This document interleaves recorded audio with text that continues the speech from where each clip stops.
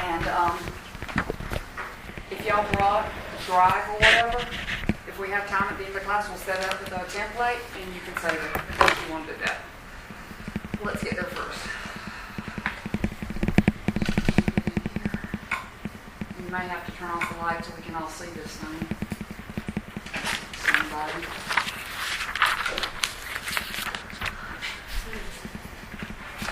Okay, here we are. Screenplay sample. Okay, let's see what y'all remember. Let me turn off all this stuff. Alright, so what's the margins? Top and bottom. Top and bottom. 1 inch. Left and right. 1.5 inches. 1.5. Okay. And font. Right down. Yes, right there. Hello. And the tabs. Where's the dialogue tab? Two times. Well, it's an inch from the margin. So that's where we have it for this. And then the personal direction is 2, and the next one's at 2.5. Now, if y'all brought this book, anybody bring the book? And the book, read like the beginning. It's like 3.5 pages, where it's got the, I'm going to have to get my glasses if I'm going to read it. It's the introduction and the, that's it. It's about 3.5 pages. And then, let me just tell you a few things in the book that we're going to do and a few things that we're not going to do.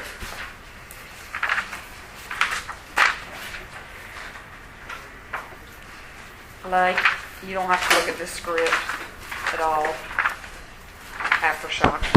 But if you go to page 23 in this book, and it gives you the margin settings on page 24, and it tells you it's like 1.5 inches in. That's where the action and scene headings and all start. And then they tell you 4 inches in from the edge of the paper is the character name, but really that's too far over. Ours is 3.5 inches. Okay, if it's 4, that's another 1/2 inch. If you put it there, I'm not going to count it wrong, but if you put it at 3.5, you're good. And then they have 3.25 for the parenthetical, and really that's where we put, let's see, if that was 2, that's 3. So everything's kind of off, like, that's off 1/4 inch and the other one's off 1/2 inch. But, you know, if you put it like from here to here is 2.5 inches, this would be 3 and that'd be 3.5. You're good. Okay? And then for scene headings, well, first of all, let's back up and then I'll just kind of go from the book to review. So if we've got our tabs, we've got our margins, we've got our font, and we got our page number starting on page 2 in the upper right-hand corner. Okay? What is centered in a script? Where? Yeah, the first line of your script is the title center. Nothing else after that is centered. Okay? Just that on the first page. All caps underlined. And then how many blank spaces between the title and fade in? 3. And then why do we put fade in? Yeah, no, like kind of lets us know movie starting. Okay, so we put fade in. This is kind of like how all movies start, fade in. And that's called like a scene heading, slug line, whatever you want to call it. And then we double space and we have to go to the scene heading. And what's the first part of the scene heading? No? Interior or exterior, which is one of the few abbreviations you're ever going to do, which would be INT or EXT. The only other abbreviation you're ever going to put in a script is Mr. and Mrs. Everything else has to be spelled out. So it's either INT or EXT in the space and then the location. And the location, specifically, where are we? So can I say interior office building? No. Why not? Because it's part of so they can take it to the office, don't you? What room am I? Yeah. You know, am I in the closet? You know, am I in a cubicle? And you know how they have those big office buildings and they have like the cubicles? But, you know, they're only like a half a wall? Or or like 3/4 of a wall. But if you're in the cubicle, it's interior cubicle. And as soon as they walk out of that cubicle, then you're interior office. So for what you put there, you would change it to like a specific room.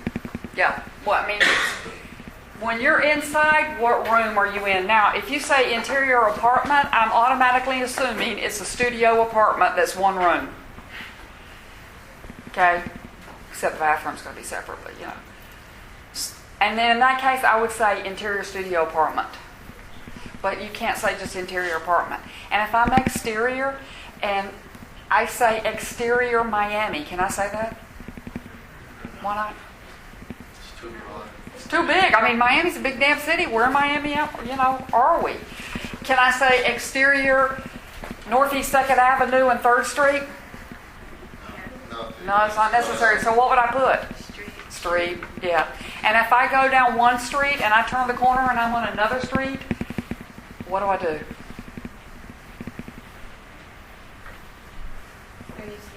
The new scene, right, because it's a whole new location. So it's kind of like Street 1 and Street 2, or you could call it like, Washington Street and then like, Pennsylvania Street.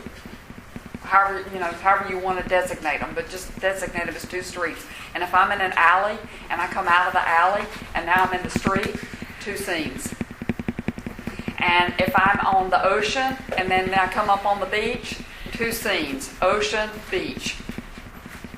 Okay, so wherever you are. Can I say exterior car?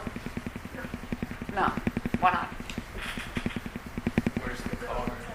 Where's the car? I'm in the paint. I mean, where are we? So you have to say exterior road, highway, driveway, parking, wherever you are. And if the parking garage has a roof on it, is it interior or exterior? Yeah, if it's enclosed, it's interior. But if it's like open, it's exterior. So if you're on the roof of a parking garage, I'd say exterior. Yeah, because if you're on the roof of a house, it's exterior roof. Okay. So that's for our location. And then we have a space, dash, and space. And then what's the third component of a scene heading? Time of day, just day or night. Day or night, folks. That's it. And in here, they'll give you, where is it? On page, like here, he says interior apartment. You can't say interior apartment. You've got to say what room in the apartment we're in. And and I'll get this a lot of times. Interior apartment, bedroom. You don't have to put interior apartment. You can just say interior bedroom. And if you got more than one bedroom, whose is it? Interior John's bedroom, James' bedroom, Sue's bedroom, master bedroom. You don't, it's kind of like in an office. Whose office are you in? You could say, put a name. But you don't have to put interior office / cubicle. Just interior cubicle. Okay? You don't have to waste time doing that. You also, and then here they give you all these options on page, what page are we on? 29, of saying like dawn, morning, afternoon, mid-afternoon, rush hour, late evening. People in the film business want day or night. They don't want anything else. Okay? That's kind of what the UCLA people learn and the USC people learn and the NYU people learn. So we're going to be right there with them.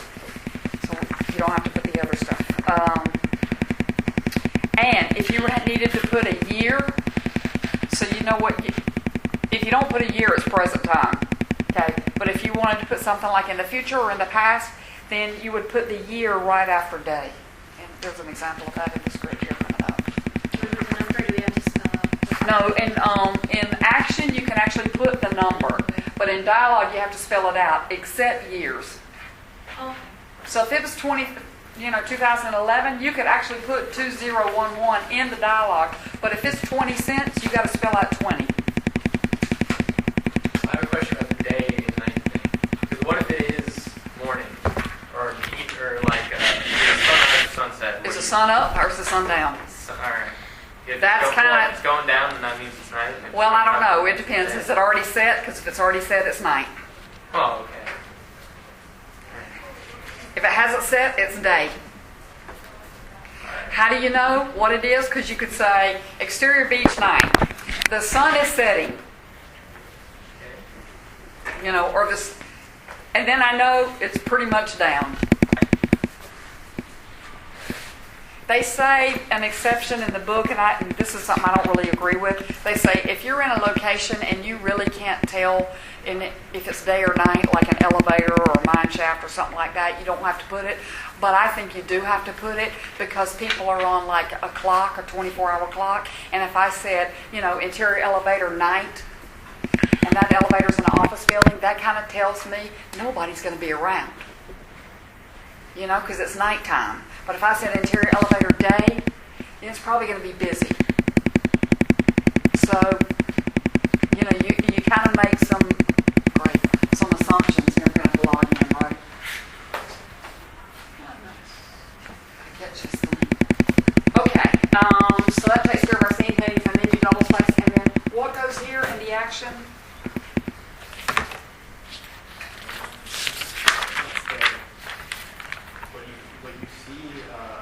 So, What the cameras. What do they look like? And what are okay, so what are the three things that we need to have happening in action? Who's there? What does it look like? And what's happening?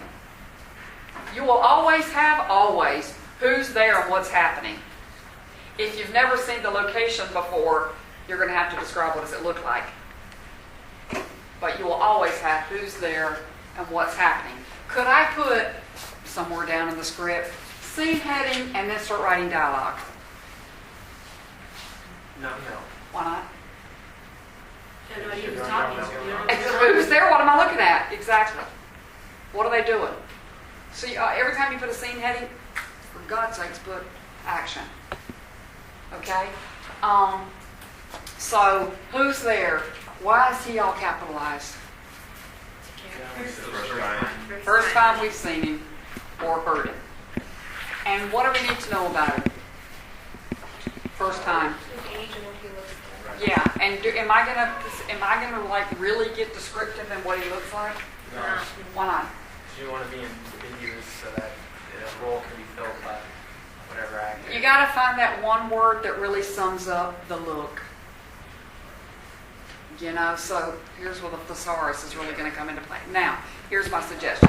When you're first writing, go ahead. Hey, may I help you? Excuse me, I'm sorry. Go ahead and write everything that you're looking at.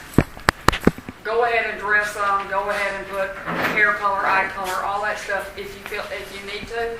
And then when the rewrite, go back and say, well, I see this person. How can I sum them up in a word?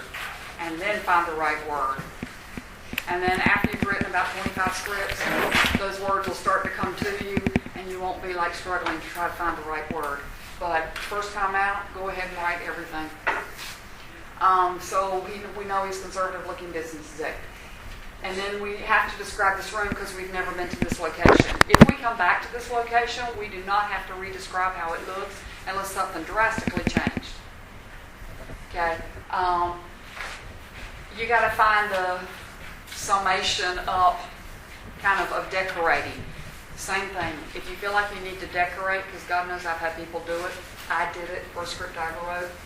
I was describing this small town pizza place. And I put neon lights, red checker tablecloths, Chianti bottles with candles in them, jukebox in the back, Italian posters on the wall. I was like set dressing it, and my teacher said, "Why don't you just put tacky pizza place?"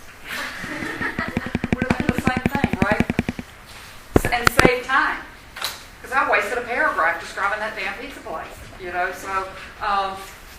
Just find, the word. The most important part is what? Short as word. What? Short as word. Word efficiency. I want to expand it. Yeah. The most important part of action, though, is what? What's going on? What are they doing? What are we looking at? And how do we write it? Present tense, because you're writing it as it happens. So it's present tense only. And how many actions usually to a sentence? 1, 2 at the most.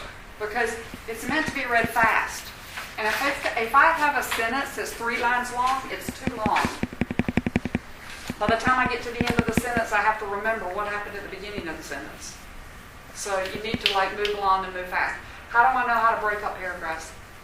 Because you have those. Yeah. But how do I know when to make a new paragraph? Camera angle change? Yeah, new shot. New shot or new action? I mean a very different action. Okay. And you also double space in between. That's how you make a new paragraph.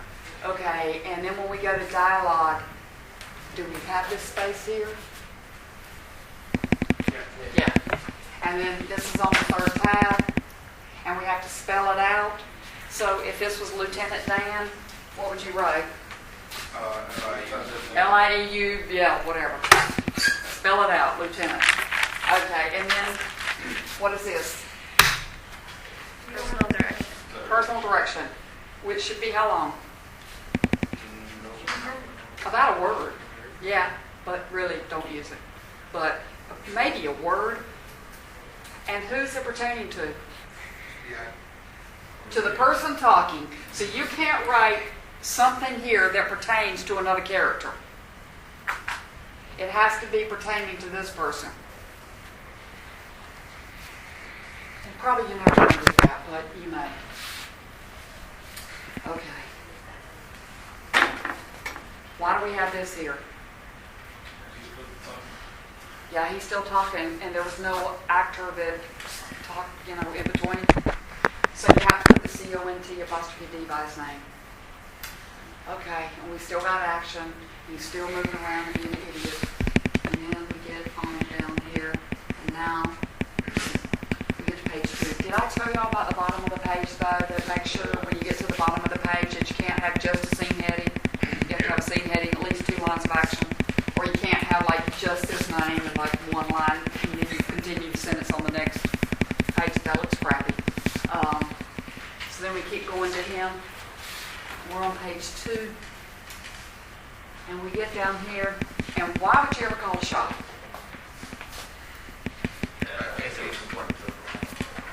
It's got to be a clue. It's got to be something that the audience needs to see in close up. Because remember, as soon as you call a close up, you're going basically to your reader and your audience, hello, pay attention to this, it's important. And that's all you're looking at, is that. Same thing with a POV. You need to see what the character sees, how the character sees it. That would be the only reason you would call those shots. Okay? You have to sometimes, I might write on your script because you say, he looks out the window and sees blah, blah, blah, blah, blah. Sometimes you can get away with that because in your mind, you're kind of seeing him look out the window and you're seeing what he's seeing out the window. So the camera's kind of back here with him in the shot. That's not a POV shot. But sometimes if it's really important, I might say, you really should have put a POV shot here to see, what he saw when he looked out the window. Okay. If we call the shot, what's the number one important thing you got to remember? Get out of it. Yeah, so you have to say back to or return to. You can say scene. You can say to the character. Whatever it is that it is. Why did we have continued here? We're not seeing him listening. Right. We're not seeing him talk. He's off screen. Right. And what's the difference between off screen and voiceover? Voiceover, they're not in the room. Right. They're not in the room. But off screen, I could have somebody not in the room too. They have to be like the door. Yeah, they have to be where they can actually walk into the scene. Okay. What else about voiceover? Voiceover is something that you put on after the screenshot. Voiceover is the sound that you put over after the screenshot of recording. Yeah, in production we do that. But why would we write? But what would be voiceover be when we write it in the script? Electronic device. It's anything that's coming through like an electronic device, like over a speaker, a telephone, anything like that. Also, it's narration. Like in Burn Notice with Michael Weston's going, Spy's job is really to blah, blah, blah, as he's like blowing up a building. That would be narration. It used to be very popular. It's not so popular now, thank God. I got so tired of reading. You know what? Why they really use narration in movies a lot of times? Because they were adapting a book, and it's really hard to visually see the book. So they have to explain some things to you or you wouldn't get the story. And that's really why they use it a lot of times. Not because you're too stupid to not figure out the story visually, because really every movie should be a silent movie. You should be able to get the movie completely without any dialogue, and the dialogue just makes it a little more interesting. Okay. So we got off screen, but when we come back to George here, why don't we have continuing? He's not off screen anymore. We're now looking at him, yeah. And if we're going to do initials in dialogue, we have to offset them with dashes. But if I was going to say FBI in action, I could just put capital F period, capital B period, capital I period. But if I was going to say FBI, I'd have to dash it in the dialogue. Okay? Don't hyphenate anything, any words. Like if it won't fit on the line, just put the next word, put the word on the next line. I don't understand what you mean by dashes. These, right here, this. See where he sent OS or off screen? But you couldn't put O period, S period. You have to do it like that. And what is this here? Camera direction. A camera direction in layman's terms, so everybody knows what the hell you're talking about. Are you going to use that very often? Directors don't like it, right? No, they don't like it. They don't want you to tell them how to shoot the movie. Unless you're directing it, then you're going to put all the shots in there, but, they don't want to be told how to shoot the movie. You know what you have to do as a writer? Remember this. You're the lowest person on the pole. They think nothing of writers. They think they can go out and make wonderful movies without writers. But what you have to know is give them 120 blank white sheets of paper and tell them, go make a movie. Because they can't do it. Okay? They need you to do it, even though they treat you like crap. But you can get what you want subliminally by how you write the action, so they kind of see it like you see it. And that's how you can, kind of get it without putting shots in. So usually we wouldn't put camera direction in there. But what was that exception I told y'all where you may want to use it? If you're following someone. If you're following somebody as they run through the house, or following them as they're like weaving through, paths or streets or whatever. Then that's a Steadicam movement. You're literally going with them. Okay? Now we're in a new scene. How many spaces? 2. Yes. May change, but right now it's 2. Same thing. Exterior, place, day or night. Let me tell you something. What if I'm at the same location and I want to show 2 different time frames at the same location? How do I do that? Is it 2 different times during the day? Okay, no, it's during the day. So say I went to a restaurant, right? And you see me like I'm ordering from the menu, right? And then you see me and it's like I'm paying the bill. What is that? That passed over. Time passed, so what happened? So how do you write it? Different scenes. 2 scenes. Same place, and I would say interior restaurant day, interior restaurant day. How do I know time passed? By what can I write in the action just that I'm looking at, then I know time passed. But what if I put, I'm here, and then I'm in the parking lot. Interior classroom day, interior parking lot day. You don't really know how much time passed, but you do know time passed. And you don't even know if it's the same day. The only way you're going to know it's the same day or another day is if you reference it by the action of what's happening. Then you know. So that's why the action is pretty important. Okay? Why didn't we put he right here instead of George? It's too big. This is the beginning of the scene. It's a whole new scene, yeah, and I'm going to put his name because otherwise who's he? It's too bad. Okay, and he's walking outside of this and he leans his shoulder against a wall away from the door. Why do you think it's worded that way? That he leans his shoulder against the wall away from the door. So you know what's position relative. So we know where he is, you know, that his back is to the door. Because it's going to make sense. And the next thing we see, when we have a new person, and what's pullback? Yep, another camera direction. And now we got Clara. We got to all caps her first time we saw her, right? And we got to give her an age, and we got to give her a look. And what's an artist type to you guys? I learned a new term today when I asked this question in my class earlier. I'll see if y'all say it. Okay. Trendy. Is trendy artisty? Could be. Okay. What else? So you see this trendy. What else? Up to date. Huh? Up to date. Fashion. Hipster. Hipster? Okay, what else? It's sort of a bohemian. Yeah, and I heard boho, and I'm like, boho? New one. Okay, bohemian. Yeah. Could be, somebody said hippie, you know, I mean, whatever. It's vague enough that all of you see artists the way you see an artist, and it makes it for a more interesting read for you, rather than me describing exactly how she's dressed or how she looks, you know. But you got the idea of what type of person, you know, look she is. And then she walks out the front door and approaches George from behind.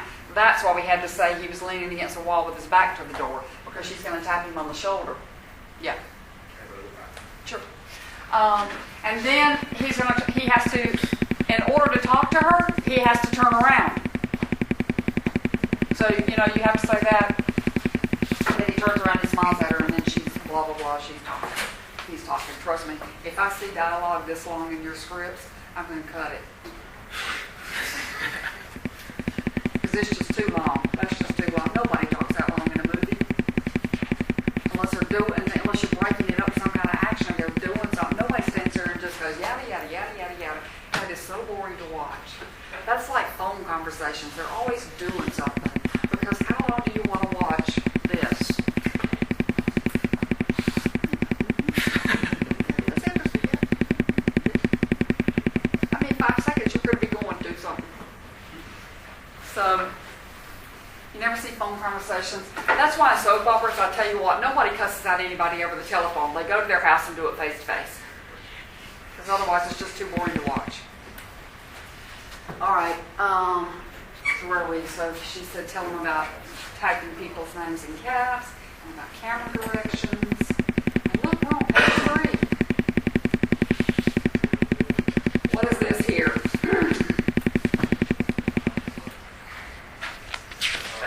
It's a sound effect. Things that you hear, you all caps.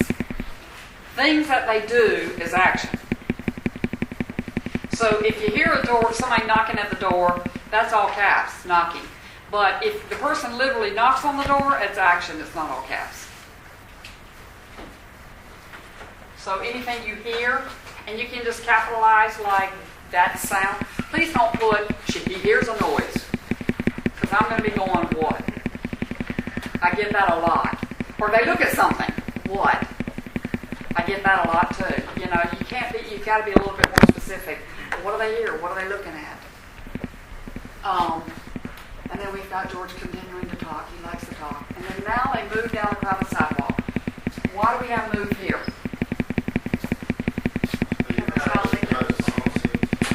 Because otherwise we'd have to have a new scene of exterior sidewalk, because they're leaving their location and going to a new location, but we're just going to go with them, okay, as they do it. Because look, crowded sidewalk, past storefronts, office buildings, and traffic, well, that's going to be a really long street, you know, of that sidewalk. Okay, and she said, per line, which is really long, which I would cut. Okay. And now we're doing a new scene. And this one's in the future. And if you're going to do that, you need to describe, so what does it look like in the future? Let's all hope it looks like this in the future. And nobody will be stuck in traffic ever again.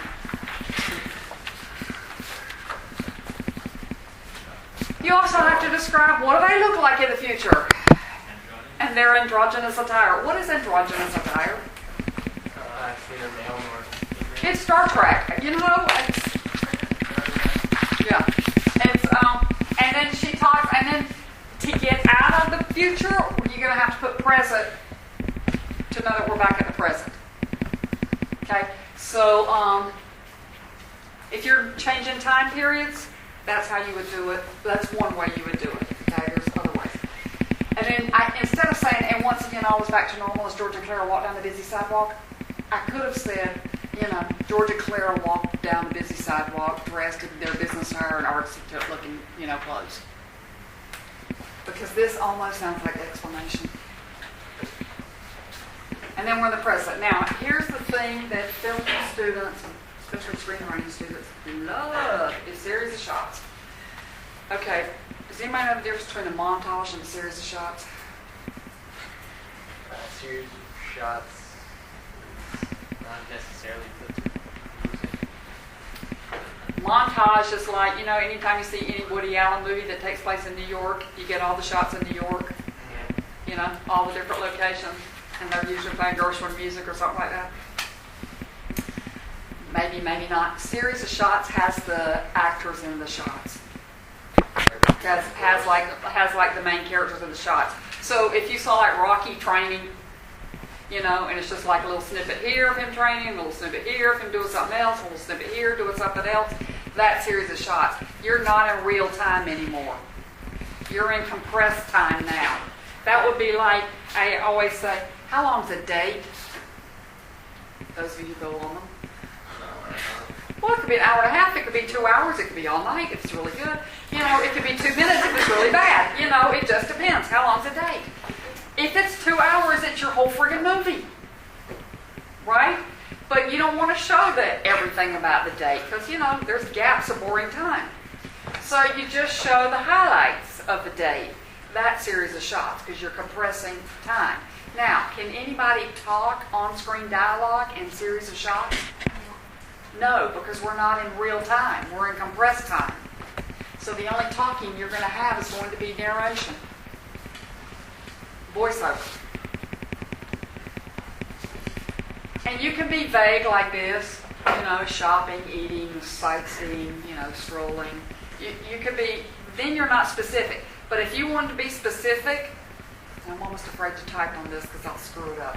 But just put, if you want, put like A, colon, semicolon, and then specifically what is it? And then double space B, specifically what is it?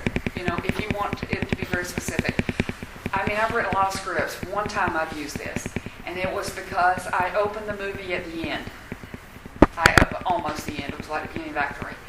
It's open with a funeral. Okay? And then everybody, put the body in the ground, and then everybody leaves. And one guy standing there at the casket, like all upset. And so you're asking yourself as an audience member, okay, obviously he knew that person and he meant something to him.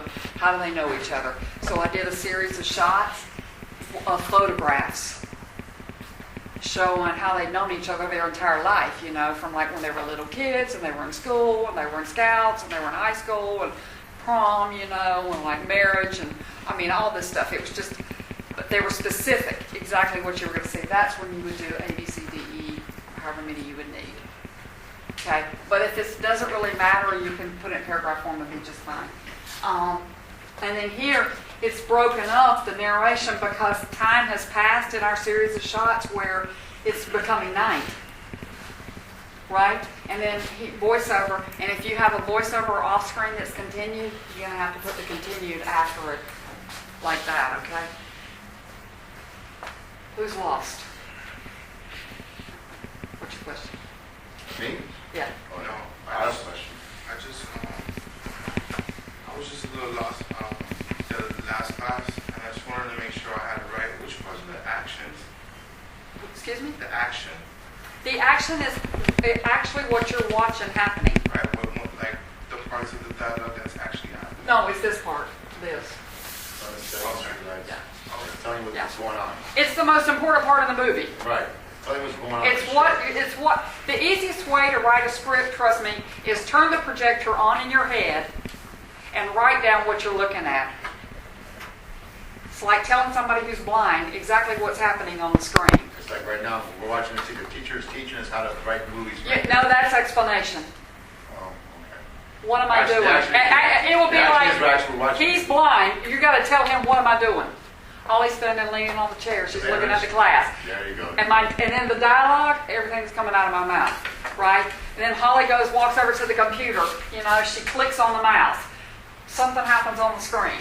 It's that. You got to write it as it's happening, second by second. What if you have a gap of time of 30 seconds?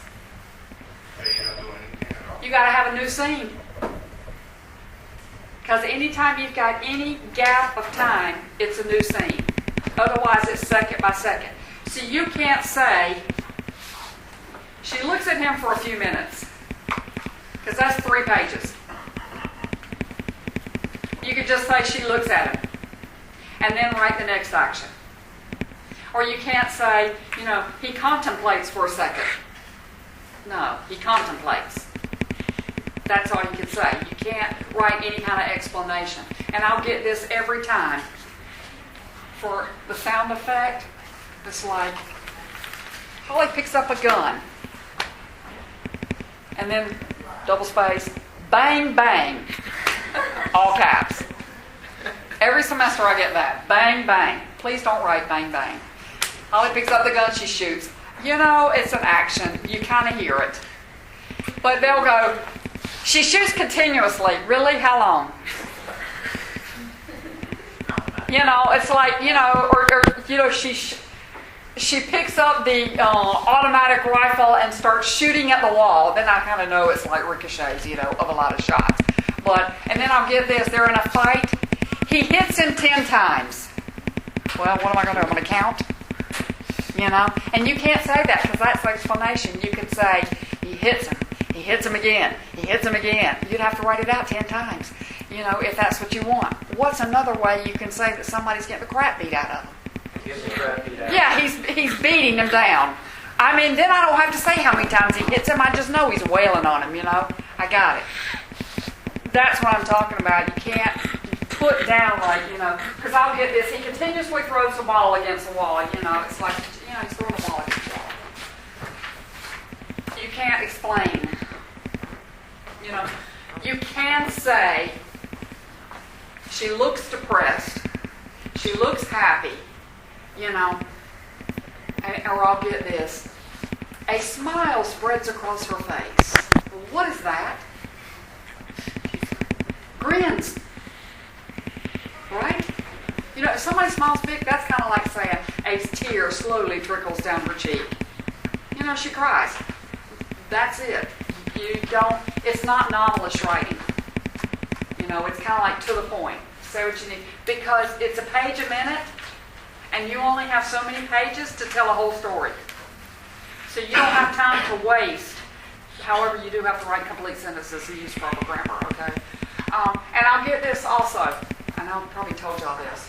If somebody's really upset and they're looking at somebody and they're going to go, how do I write that in dialogue? Because I'll get capital N, capital O, 35 exclamation points. It's capital N, lowercase o, 1 exclamation point, done.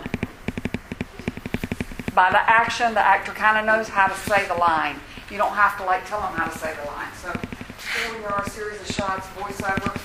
Once we go back to real time, what do we have to do? New scene heading, which is here. And now we're at 9. So if you do series of shots, you got to remember you're in compressed time. To get back into real time, you got to do a whole new scene heading. Where are you? And then many people, why is people not all caps? They're just filling up the background. You can all caps them or not. It's up to you. It doesn't really matter. But we know that they're walking on the sidewalk, and they're sitting at a small table outside a cafe.